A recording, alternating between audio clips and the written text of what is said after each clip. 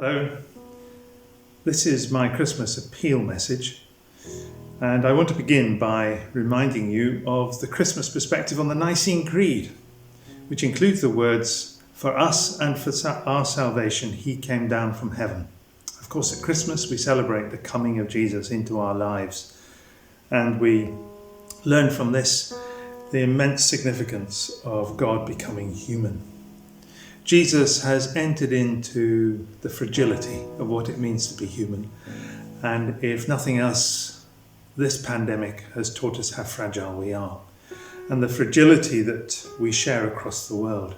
And it's that sense of mutual interdependence and the need for mutual care, particularly care for those who are most vulnerable, that I want to ask you to consider this morning, this afternoon, or whenever it is you're listening to this appeal.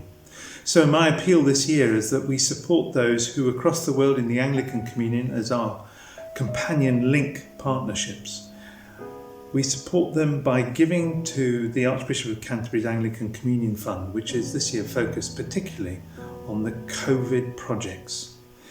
Our southern colleagues have been made especially vulnerable because of the impact of COVID on our economies, on trade, and on the mutual support we normally give. So this year, I'm hoping we can give through the Archbishop's appeal to the projects that they have identified that we can particularly focus on, from Myanmar, from Central Africa, in Burundi, Rwanda, Congo, and Uganda, and of course in Latin America with Chile. So please give and remember that Jesus came down from heaven for our salvation, and for our salvation, which includes our healing and us being called to heal and support one another in his name. And one way we can do that is supporting those who in different projects are helping those who are most vulnerable. Thank you for listening. Please give generously. Let's make a difference with all our colleagues across the world.